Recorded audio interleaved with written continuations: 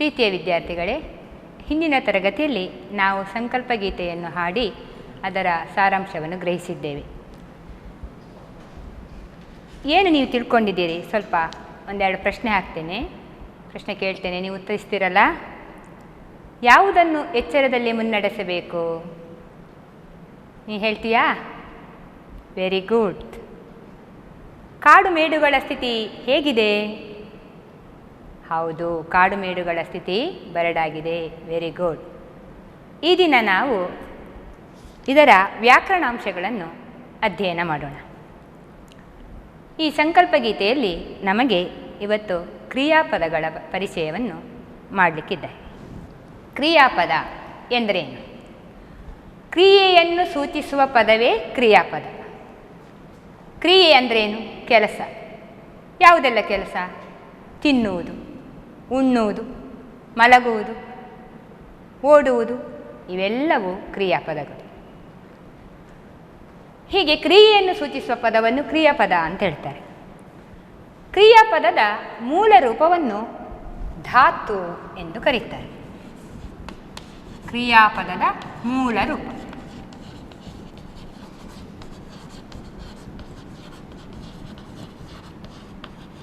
ಉದಾಹರಣೆ ಕೊಡೋದಿದ್ರೆ, ತಿನ್ನುವನು, ಇದರ ಮೂಲ ರೂಪ ಏನು? ತಿನ್ನು. ನೋಡುವನು, ಮೂಲ ರೂಪವೇನು? ನೋಡು. ಬಂದನು, ಮೂಲ ರೂಪವೇನು? ಬರು. ಬಂದನು, ಬರು. ಹೀಗೆ ಕ್ರಿಯಾಪದದ ಮೂಲ ರೂಪವನ್ನು ಧಾತು ಎಂದು ಕರೀತಾರೆ. ಈ ಧಾತುಗಳಲ್ಲಿ ಎರಡು ವಿಧಗಳಿವೆ. ಒಂದು ಸಕರ್ಮಕ ಧಾತು, ಇನ್ನೊಂದು ಅಕರ್ಮಕ ಧಾತು. ಸಕರ್ಮಕ ಧಾತು, ಕರ್ಮಪದವನ್ನು ಬಯಸುವ ಧಾತು ಸಕರ್ಮಕ ಧಾತು. ಕರ್ಮಪದವನ್ನು ಬಯಸದ ಧಾತು ಅಕರ್ಮಕ ಧಾತು. ಏನು ಕರ್ಮಪದ ಅಂದರೆ? ಭೀಮನು ರಾಕ್ಷಸನನ್ನು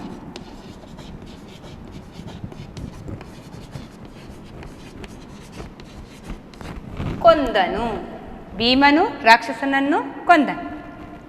ಇಲ್ಲಿ ಭೀಮನು ಎನ್ನುವುದು ಕರ್ತೃಪದ, ರಾಕ್ಷಸನನ್ನು ಎನ್ನುವುದು ಕರ್ಮಪದ, ಕೊಂದನು ಎನ್ನುವುದು ಕ್ರಿಯಾಪದ. ಯಾವ ಧಾತು ಕರ್ಮಪದವನ್ನು ಬಯಸ್ತದೋ ಅದು ಸಕರ್ಮಕ ಧಾತು. ಯಾವ ಪದ ಕರ್ಮಪದವನ್ನು ಬಯಸುವುದಿಲ್ಲವೋ ಅದು ಅಕರ್ಮಕ. ಉದಾಹರಣೆಗೆ,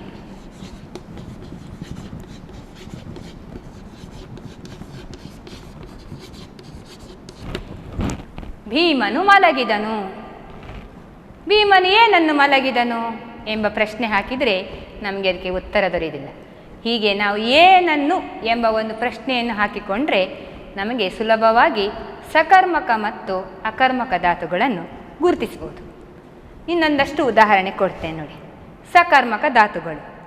ಕೊಡು, ಏನನ್ನು ಕೊಡು, ಇದಕ್ಕೆ ಉತ್ತರ ಸಿಗ್ತದಲ್ವ ಮಕ್ಕಳೇ? ಬಿಡು. ಉಣ್ಣು, ಏನನ್ನು ಉಣ್ಣು, ಉತ್ತರ ಸಿಗ್ತದಲ್ವಾ?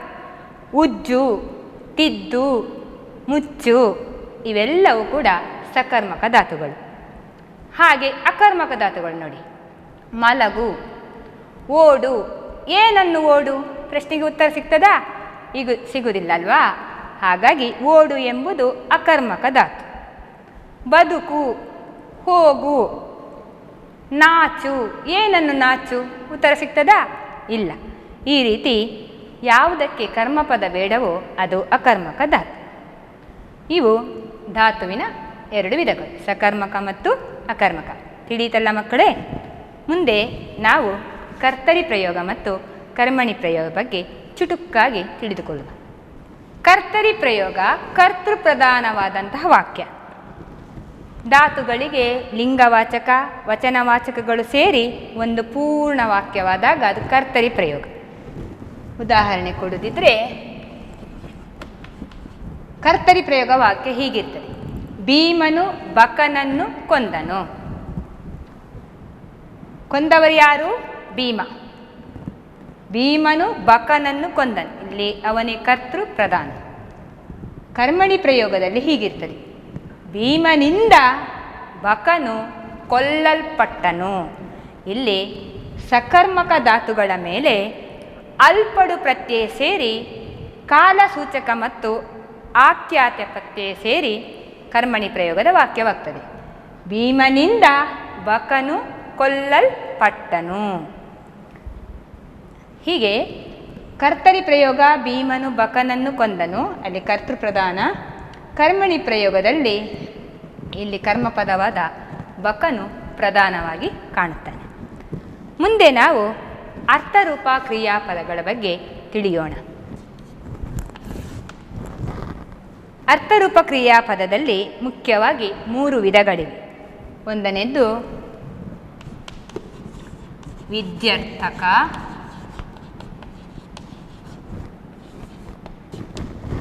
ಅರ್ಥರೂಪ ಕ್ರಿಯಾಪದದಲ್ಲಿ 3 ವಿಧಗಳಿವೆ: ವಿದ್ಯರ್ಥಕ, ಸಂಭಾವನಾರ್ಥಕ ಮತ್ತು ನಿಷೇಧಾರ್ಥಕ ಎಂದು. ಈಗ ವಿದ್ಯರ್ಥಕ ಕ್ರಿಯಾಪದ ಹೇಗಿರ್ತದೆ? ಆಜ್ಞೆ, ಆಶೀರ್ವಾದ, ಅಪ್ಪಣೆ, ಹಾರೈಕೆ, ಅನುಮತಿ ಇವುಗಳನ್ನೆಲ್ಲ ತೋರಿದಾಗ ಧಾತುಗಳಿಗೆ ಆಖ್ಯಾತ ಪ್ರತ್ಯಯಗಳು ಸೇರಿ ವಿದ್ಯರ್ಥಕ ಕ್ರಿಯಾಪದ ಆಗುತ್ತದೆ. ಉದಾಹರಣೆ ಕೊಡುವುದಿದ್ರೆ, ಧಾತು ಮಾಡು,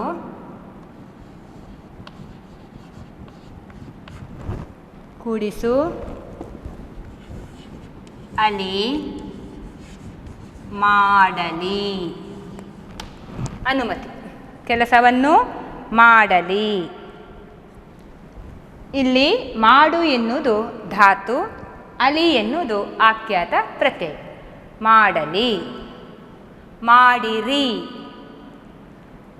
ಮಾಡೋಣ, ಮಾಡುವ ಇವೆಲ್ಲವೂ ವಿದ್ಯರ್ಥಕ ಕ್ರಿಯಾಪದದಲ್ಲಿ ಬರ್ತದೆ. ಮಾಡಲಿ, ಮಾಡಿರಿ, ಮಾಡೋಣ, ಮಾಡುವ. ಮಾಡಲಿ ಅನುಮತಿ, ದೇವರು ನಿನಗೆ ಒಳ್ಳೆಯದನ್ನು ಮಾಡಲಿ. ಹಾರೈಕೆ, ಕೆಲಸವನ್ನು ಮಾಡಿರಿ, ಅಪ್ಪಣೆ. ಮಾಡೋಣ ಅನುಮತಿ. ಹೀಗೆ ವಿದ್ಯರ್ಥಕ ಕ್ರಿಯಾಪದ ಬಳಕೆಯಾಗುತ್ತದೆ. ಮುಂದಿನದ್ದು ಸಂಭಾವನಾರ್ಥಕ.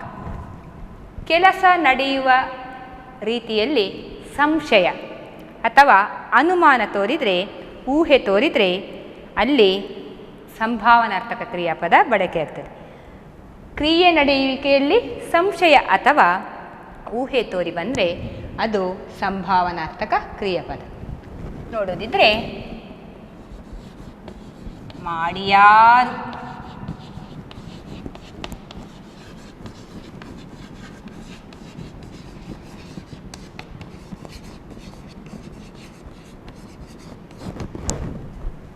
ಉದಾಹರಣೆ ಗಮನಿಸಿ. ಮಾಡಿಯಾರು ಮಾಡದೇ ಇರ್ಬೋದು, ಮಾಡಿಯಾಳು ಸ್ತ್ರೀಲಿಂಗ ಆದರೆ, ಮಾಡೀತು ನಪುಂಸಕಲಿಂಗ ಆದರೆ, ಬಂದೀತು, ಓಡೀತು, ಬರೆದೀತು, ಬರೆದಾನು. ಹೀಗೆ ಸಂಭಾವನಾರ್ಥಕ ಸಂಶಯವನ್ನು ವ್ಯಕ್ತಪಡಿಸುವಂತಹ ಒಂದು ಕ್ರಿಯಾಪದ. ಮುಂದಿನದ್ದು ನಿಷೇಧಾರ್ಥಕ.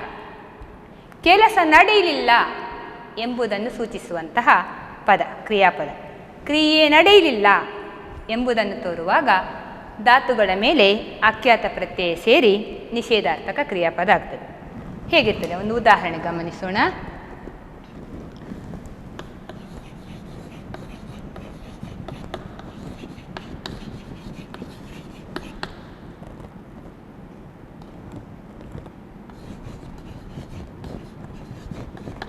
ಗಮನಿಸಿ. ಬಾರನು, ಅವನಿವತ್ತು ಬಾರನು. ಅವಳು ಓಡಳು, ಅದನ್ನು ಅವನು ತಿನ್ನನು.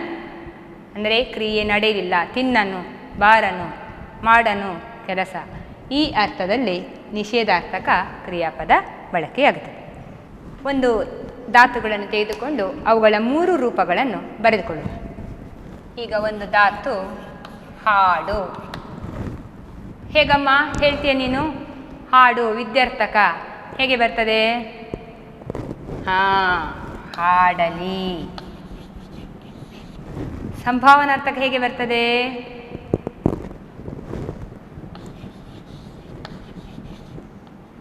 ಹಾಡೀತು. ಸರಿ. ನಿಷೇಧಾರ್ಥಕ ಹೇಗೆ ಬರ್ತದೆ? ಹಾಡದು. ಈಗ ನಾನೊಂದು ಕ್ರಿಯಾಪದವನ್ನೇ ಕೊಡ್ತೇನೆ.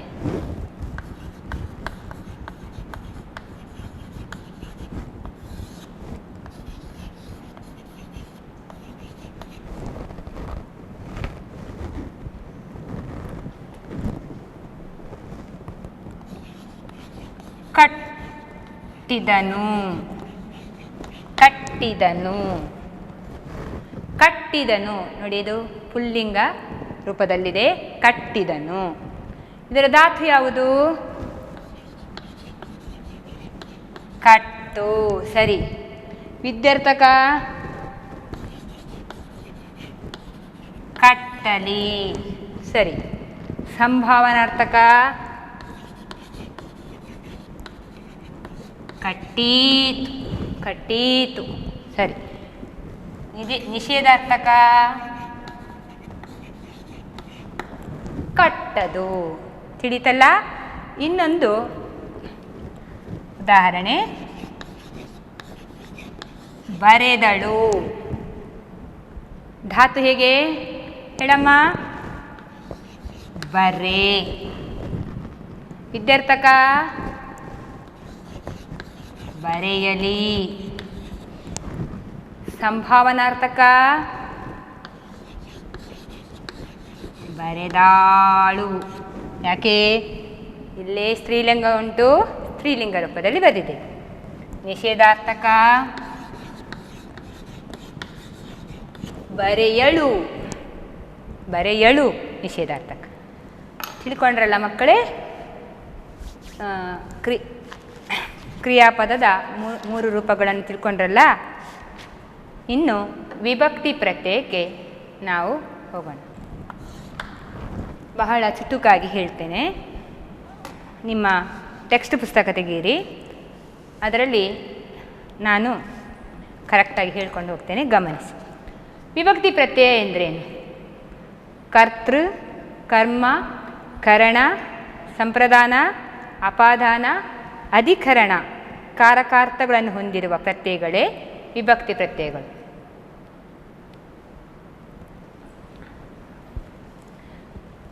ಈಗ ವಿಭಕ್ತಿ, ಪ್ರಥಮ ವಿಭಕ್ತಿ ಹೇಗಿರ್ತದೆ ನೋಡಿ. ವಿಭಕ್ತಿ ಕಾರಕಾರ್ಥ, ಹೊಸಗನ್ನಡ ಪ್ರತ್ಯಯ, ಅದರ ರೂಪ, ಹಳೆಗನ್ನಡ ಪ್ರತ್ಯಯ, ಅದರ ರೂಪ ಹೇಗಿರ್ತದೆ ಅಂತ ನಾನು ಹೋಗ್ತೇನೆ, ನೀವು ಗಮನಿಸಿ. ಪ್ರಥಮ ವಿಭಕ್ತಿ ಕರ್ತೃತ್ವ ಉ, ಸಾವಿತ್ರಿಯು,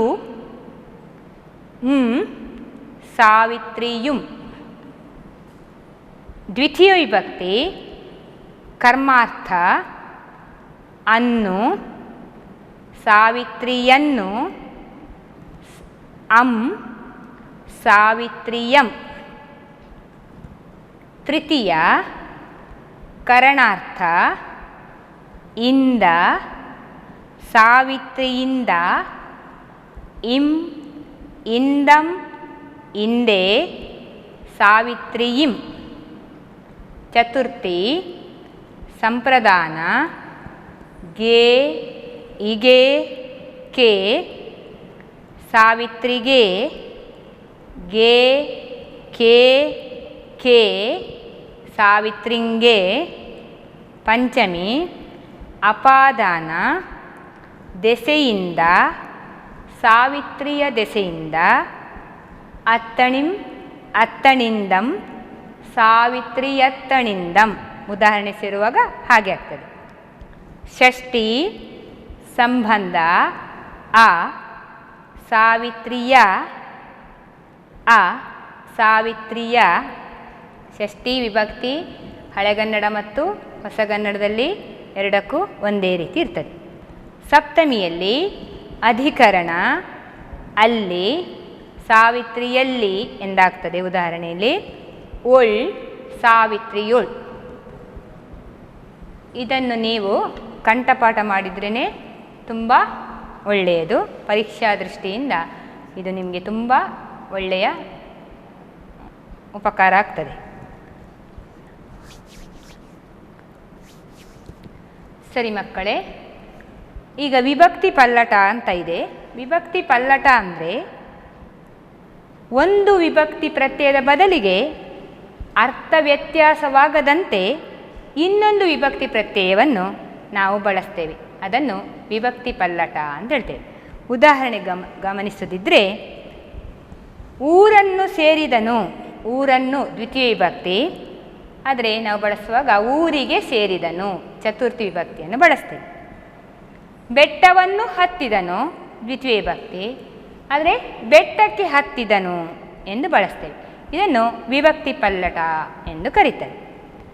ಕೆಲವೊಮ್ಮೆ ಪಂಚಮಿ ಬದಲಿಗೆ ತೃತೀಯ ವಿಭಕ್ತಿಯನ್ನು ಕೂಡ ಸೇರಿಸ್ತಾರೆ. ಮರದ ದೆಸೆಯಿಂದ ಹಣ್ಣು ಬಿತ್ತು, ಪಂಚಮಿ ವಿಭಕ್ತಿಯಲ್ಲಿ ಹೇಳಬೇಕಾಗಿತ್ತು.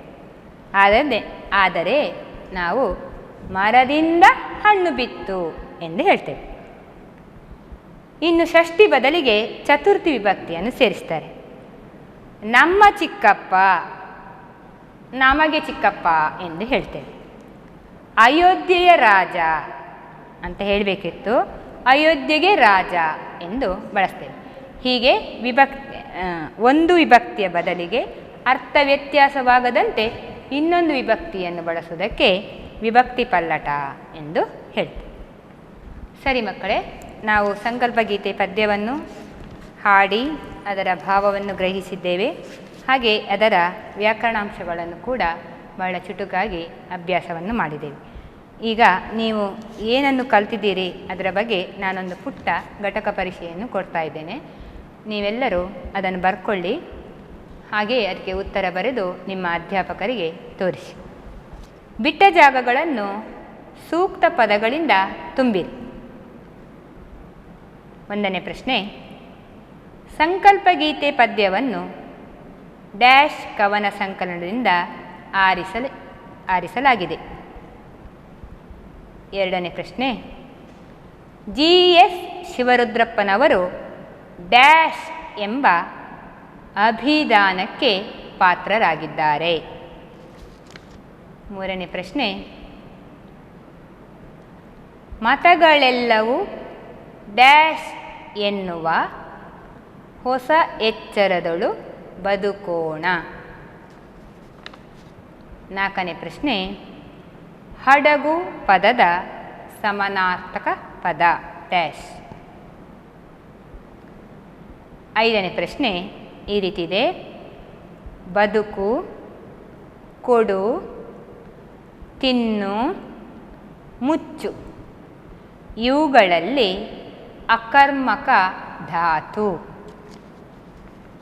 ಆರನೇ ಪ್ರಶ್ನೆ, ಸಾವಿತ್ರಿಯೊಳ್ ಈ ಪದವು ಹಳೆಗನ್ನಡದ ಡ್ಯಾಶ್ ವಿಭಕ್ತಿ ಪ್ರತ್ಯಯವಾಗಿದೆ.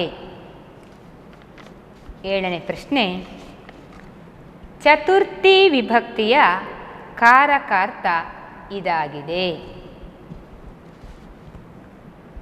ಮುಂದೆ ಕೊಟ್ಟಿರುವ ಪ್ರಶ್ನೆಗಳಿಗೆ ಒಂದೊಂದು ವಾಕ್ಯದಲ್ಲಿ ಉತ್ತರಿಸಿ.